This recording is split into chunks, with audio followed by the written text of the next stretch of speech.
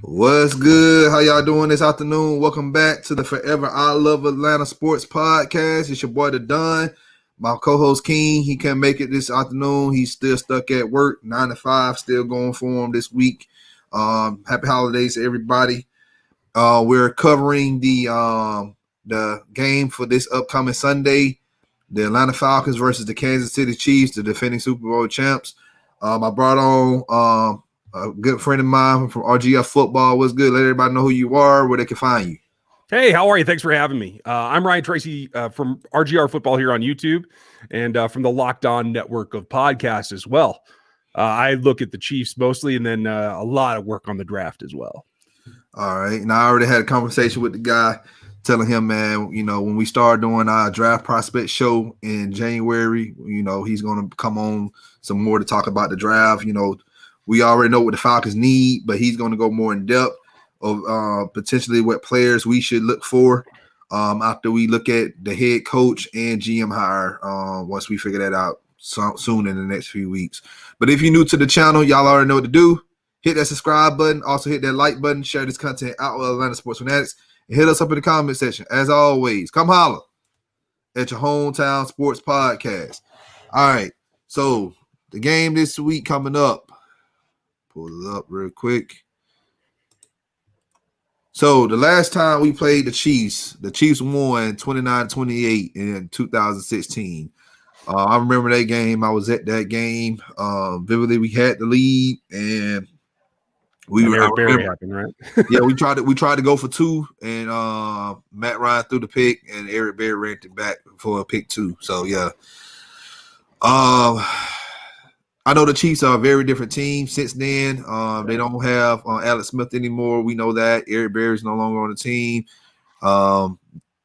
They they're a complete different team. Hopefully if you ain't been living under a rock, they just won the Super Bowl this past year.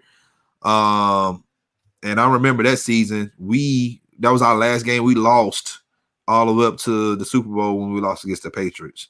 So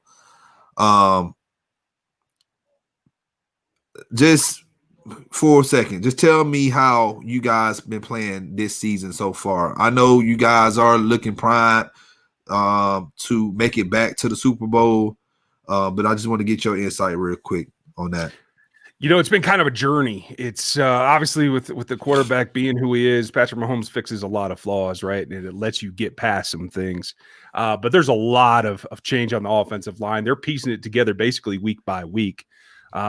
Mitch Schwartz has been, an all-pro right tackle, a guy who played with Alex Mack, but he's been on the bench for a long time with a back issue. We don't even know if he's going to make it back for the playoffs. So that's kind of a big issue. And they're going to continue to just roll to try to keep Mahomes upright. But in the meantime, they've been doing a lot of stuff, trying to get the defense right. A lot of rookies are getting some playing time. LJ Snead's really making a name for himself. It was a nice pickup in the fourth round. A guy that played at La Tech with Amik Robertson, who got kind of all the press in the draft process, right? But he's come in the league and really made an impact, and that's helping quite a bit. If it wasn't for that uplift in the secondary, I think the Chiefs would be having a little bit more trouble allowing points and not being able to necessarily keep up. Okay. I agree with y'all because y'all looking real good right now. We're pretty much looking at drafting in the top 5, which, on paper, we don't look like a 4-10 team right now. We look like we could have been in the playoffs, but to coaching, poor coaching, this is where we at now. Yeah. Do you agree with that? From what I've seen from not being in the market every single day, yeah, I can see that. I mean, you have pieces. Certainly the roster has some things on it, a couple of offensive linemen I think you can still build around. Gurley coming home, that's always a nice thing, but it doesn't seem like it's been given the emphasis or the help that it needed, in my opinion. But I don't know. It's tough whenever you get those chemistry changes. And for an organization that's been there that long and had the leadership that it had at the top, I mean, just the removal of Pioli a couple of years ago, right? That was a step, right? But Dimitroff has been such a rock there that I think once you get out of your game plan as a roster building organization, especially when you have an older quarterback that you have to replace, I think that makes everything harder. And so sometimes you just don't make those picks that work out in the long run. I think that was an effect. Dimitrov, he wanted to be this offensive juggernaut. That's what he wanted to do, and he said that himself after he got fired with the Falcons. And you just can't win off offense alone. You have to have a defense. You got to have balance. You got to be a well-balanced team to win games.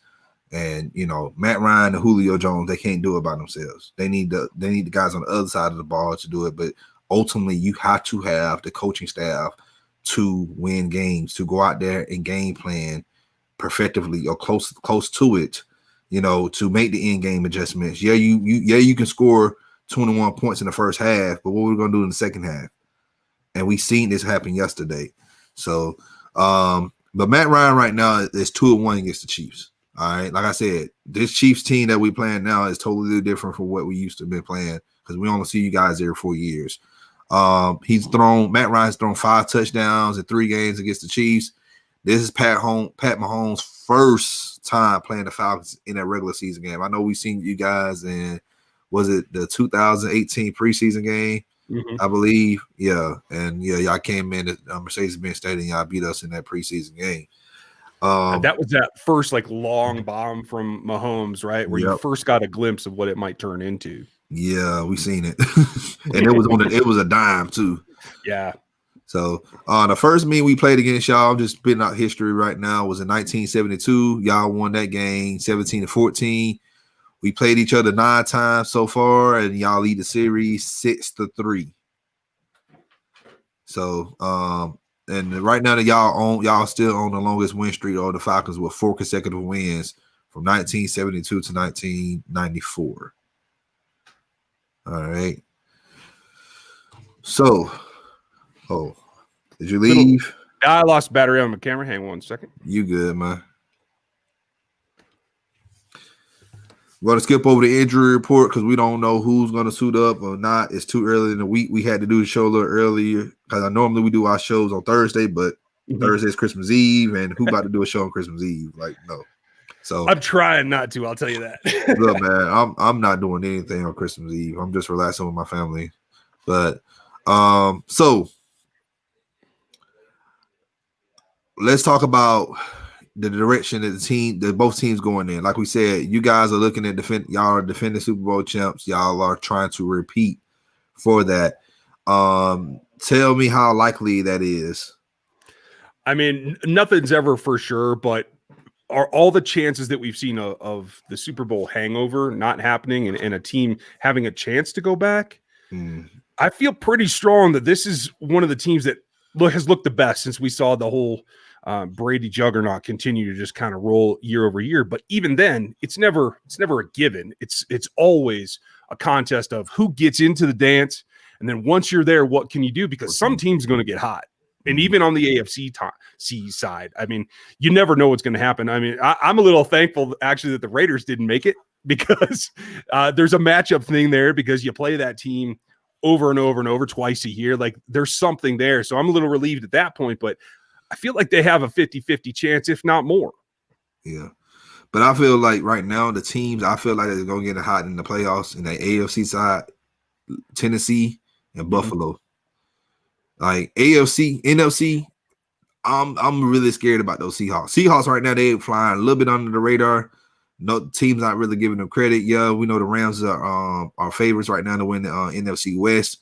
But when the Seahawks, we know when they get in that playoffs, man, they grind it out. And it was a tough day yesterday, right? So they struggled with Washington, and I can't remember not to say the name of that team. And then you saw the Rams not put out either. So like they beat the Jets. They got beat by the Jets. So yeah, like of all teams, right? Like I didn't see that coming in a heartbeat. But the last 4 games of the season, last 4 weeks of the season, man, it's filled with trap games for a lot of teams that's trying to make that's going to be in the playoffs, and you got those teams who want to keep you from going up in the playoffs or put you down lower in the seed so you can won't get a first week bye because there's only going to be one team that's getting the bye. This year, so every other team they got to play the first week opening of the playoffs. So that's interesting.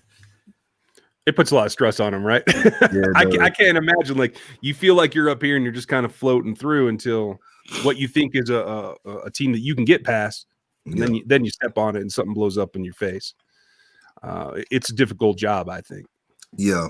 So y'all looking at defending, y'all looking at repeating the Falcons right now. You know the story. We fired Dan Quinn after week 5 when we lost against the Panthers. We went 0-5 at that stretch. And we got Raheem Morris as an interim. He's not looking good right now. He's 4-5. He's right now, he only won one divisional game, and that was against the Panthers, and lost the past 3 games against, 2 against the Saints and yesterday against the Bucks. That's not a good look for someone who's trying to get an interview for the head coaching job. So I know you mentioned we're looking at Eric Bieniemy as a head coach, and I'm going to sit here and tell you that I don't think he'd be a good fit here in Atlanta. Okay. I can see part of that, especially when you have what is a quarterback that's kind of like got his offense, right? He's got his strengths, and he's not really the creative type. He's not the mobile type. It kind of doesn't fit what we've seen EB help Andy Reid and Mahomes do. But that said, I think both he in getting new offensive tools and getting your quarterback of the future, honestly, to be able to kind of mold and bring up, I think he'd be solid at that. And I think Morris deserves a shot because you're right, his record isn't great, but he's playing with guys that don't fit his scheme, that don't necessarily respond to him. I think you give the guy the reins. I like him as a coach, but he's still running. He's still running Dan Quinn's defense though. He's still running that cover 3, and that cover 3 is flawed. Yeah. And you're not trying to be creative at all, and you're not holding any of your coaching staff accountable with the bad play calling on offense. It's the same passiveness that we had here with Dan Quinn. Dan Quinn allowed his coordinators to pretty much do, especially his offense coordinator, because you see what happened with Kyle Shanahan in the Super Bowl. He didn't hold him in any standard of, hey, we got a huge lead, just run the ball, run the clock out. Yeah. He didn't do that. So I feel like we need a new voice here. We don't need any remnants of Dan Quinn and his coaching staff still lingering behind. Other than I say, keep a guy like Greg Knapp as a quarterback coach for Matt Ryan. Yeah, knowing you got a young kid coming in eventually, right? What young kid coming in? Well, you're gonna have to draft somebody, right? I don't feel like we should be drafting a quarterback right now. Not this year, year, because if you look at it, the problem with the Falcons right now, if you look at DVOA as far as defense and you break everything down, we have no pass rush. Yeah. We cannot get after the quarterback at all. Our secondary is kind of suspect, but we do have young guys there. But I feel like that free safety spot is wide open. Ricardo Allen, he's our starting free safety, and his contract is over this year. So we have to look at a free safety. And you look at the offensive side, the only issue we have right there is the left guard spot. And, I know some people sit up here and say, well, because I'm thinking about Alex Mack. Alex Mack might end up retiring after this season. So that center spot is going to be wide open as well. We have too many issues to be drafting a quarterback this year. Next year, maybe, but not this year. And I'm saying that because Matt Ryan can still put up numbers. He's still a good quarterback. He's still a great quarterback in this league. It's just the play calling has been garbage. Dirk Cutter is just not a good play caller. He's not creative. He come out there copy and paste the same game plan every week. Yeah. So I feel like if you give Matt Ryan a better play caller, then he will perform way better. I'm sorry. Go ahead. So when you get to that point, that's a good point. Do you want them to invest in a quarterback so you get that overlap so that as Ryan moves forward with a new caller, you can get him to kind of rub off on a young guy? Because you're going to have a decent draft pick, but it's not going to be, you're not picking top 3, so it's never going to be the number 1 QB, right? Yeah, but I just feel like with our cap situation too right now, when you draft a quarterback top 5, you're going to be paying him somewhere between 12 to 17 mil a year, somewhere around that range. And we looking at right now going into the off season with dead cap. Well, not dead cap, negative in the cap space. So we don't have the luxury. Like I know the Packers did that with Jordan Love. The Eagles did that with Jalen Hurts. They had cap space. They can do that. Yeah. We don't have the luxury to do that. And then on top of that, the main issue with the Falcons has been defense. Is it like the hangover of Vic Beasley?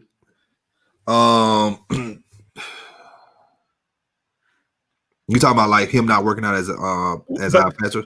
Well, him being the focus of a defensive front that didn't, live up to what they thought it would, right? And so does that hurt the rest of the defensive front too? I don't think so, because we also had Tat McKinley here as well, and we can develop him neither.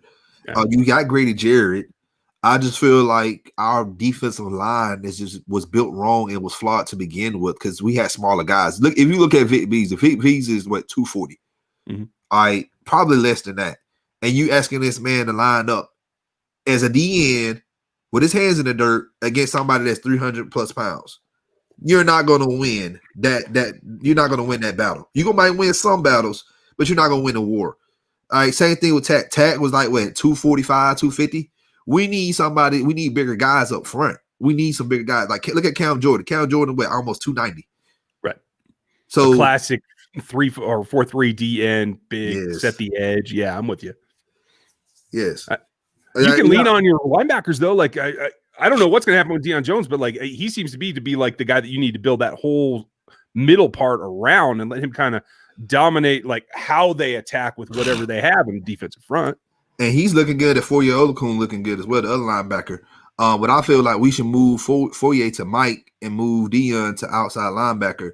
And if you want these guys to play way better, I feel like we need to draft a bigger one-tech guy. Because we don't have that. Tyler Davidson, he's our one-tech guy. He's not even that big. Yeah, like what, 295? Yeah, something like that. We need to get – that's why, in 2019, I was upset because Dexter Lawrence was still on the board, and we didn't draft him. We drafted Chris Leshner, which is a good pick. He was the best guard in the draft. But, Dexter Lawrence would have helped out a guy like Deion Jones and the rest of the linebacker core to keep them clean. You look at teams that has good linebackers – they got a big guy up front eating up blocks, so those linebackers, they can shoot their gaps and make plays in the backfield.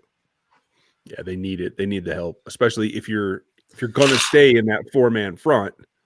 I know there's talk about, depending on who comes in, going back to that 3-4, and I don't think the personnel's there either. You're kind of stuck in between at this point. Yeah, so I know a lot of people here in Atlanta, they want Eric Bieniemy. They want a guy, but the main focus to me should be on the general manager. A lot of people sitting up here saying that they want Louis Riddick as a GM. I don't like Louis Riddick at all. What he did for that Eagles team back in 2011-12, brought all those free agents in, quote unquote dream team, and they do anything with it. They went 8-8, missed the playoffs next year. They got Andy Reid fired. And I know that's the best thing to happen with the Chiefs. Y'all got Andy Reid. Sure, and more importantly, Andy learned his lesson, because I actually wouldn't put it on Louis, because Louis at the time was working for Andy. Like that, the way that it was set up, where Andy had final control over the roster too. That I think that was a mistake. That's the thing that they learned, and that's why he doesn't do that now. That's why he has Brett Veach, and I think that balance kind of helps him in general. Yeah. But I like a guy like general manager. I like a guy like Joe Ortiz out of Baltimore. Jeff Ireland, look what he did with the Saints organization for the past, 4 or 5 years. George Payton up there in Minnesota. Dorsey is another person. He was with Kansas City for a minute as well. Those guys I feel like should come to Atlanta to build this team. We need a general manager who's not going to be just one-sided. We need someone who's going to have a balance, who can also look at draft, because we got to, if we want to have a quick turnaround with this team, it has to be through the draft. Yeah, and it sounds like you're leaning towards guys with a lot of experience too. Yes, that's what we need. We need someone who has a lot of experience, who has an eye for college talent. That's hard to come by these days, right? It's not just all offense, but exactly. I think you're on track. And if you have a couple of pieces like you do now, like Lindstrom, that's a good one on the offensive line that you can then add to and build back. I don't think that the Atlanta organization has to be a total teardown like a lot of these clubs are. Yeah, it's a retool. It's not a rebuild. That's why I say every time I blow up the team. Well, you can't blow up the team. You can't trade Matt Ryan right now because of the cap. Yeah, he if you trade him right now, that's like 60 or 70 million in dead cap space, and you're going to be rebuilding for years, because you're not going to be able to bring any free agents in. Like right now, we already made a mistake in paying Dante Fowler, all this money. He only gave us a sack and a half so far. That's it. I didn't realize that. That's it. Yeah, that ain't open. I'm telling you, like we Dimitrov, he made some bad moves, He does not know. Like this is the problem with the Falcons. We never invested in the trenches the right way. So, do you think the line is where you start? So, whoever the new GM is, take what you got and rebuild the line. Yes, I feel like a guy like Gregory Rousseau, my co-host King. He said a guy named Micah Parsons from I think he played at Penn State. Yep. I think those are two guys to look for. Another person, if he falls to us, I know it won't be a need, but it'd be like best player available. Would be the guy Sewell from Oregon, the offensive tackle. Yeah, I like him. I think he's the best person in the top 10 right now. He's a monster. Yeah. Yes, I feel like that. You talk about generational talent. That's generational talent right there. Yeah, and then gives you your transition from an older quarterback that needs that backside protected into wherever your QB of the future is going to be, and gives you that linchpin. I'm with you. Exactly. Appreciate it. So I guess let's go ahead and start talking about the prediction of the game, because I know you got to get off here in a second. So what's your prediction? Who you think is going to win Sunday? I'd love to tell you that it's in doubt, but I'm pretty confident Kansas City's got the win in there. I think it's going to be about how can the Falcons exploit the defense. There's obviously been up and down on the Chiefs side of the defense, so I don't think it's going to be like a total blowout. You know what I mean? I see a lot of people talking like that, and I don't think that's necessarily the case. I think the Jones and Kelsey matchup is going to be pretty great, because that's where I'd put Jones. I don't know if they will, but yeah. Man, you just brought up that, and I'm like, ugh, that's not gonna look good. Yeah, it hurts, right? Yeah, Jones is good. Like Jones is better at like stopping the run. Getting running backs out of the backfield. As far as tight ends go, he can be iffy on that. But I really see this game. I ain't gonna say this is gonna be an ugly game, but I feel like this is gonna be a game that we just gonna go up to Kansas City and just gonna be like with our heads down. Like, just being honest with you, we're gonna lose this game by at least 2 touchdowns.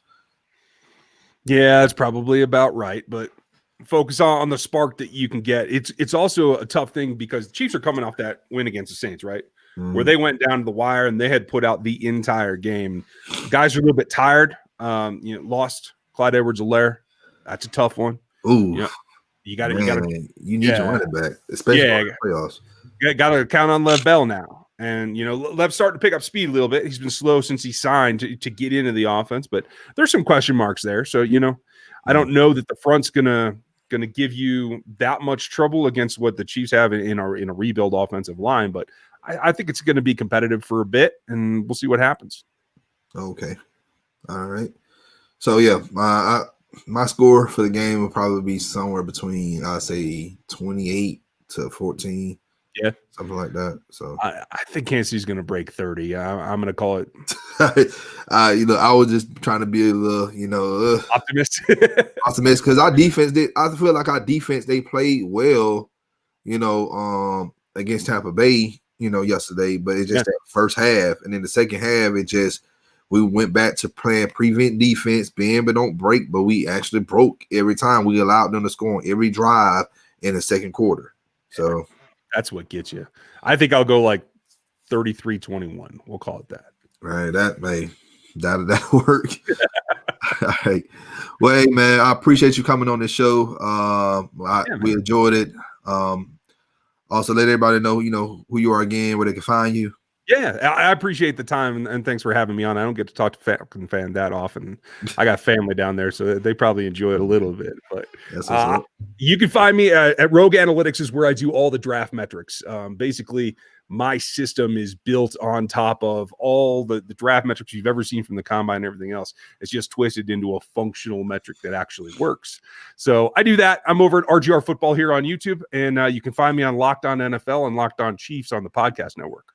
All right. Thank you for coming on. And yes, we will be setting up some times, probably in January, February, probably in March, a few times you come on the show and just talk about insight on draft picks. Sure thing, man. Thanks for having me. All right. Thank you. Also, you guys, if you're watching this live, appreciate y'all watching live. If you're watching this at a later time, let us know your prediction for the game this upcoming week. Just let us know in the comment section. Also, if you're new to the channel, you already know what to do. Hit that subscribe button, hit that like button, share this content out with Atlanta Sports Fanatics, and hit us up in the comment section. As always, come holler at your hometown sports podcast. It's your boy, The Don. with another episode of a fan show to predict upcoming game for the week. Y'all have a great Monday. I'll see y'all later. Y'all stay safe. Don't forget to wear your mask.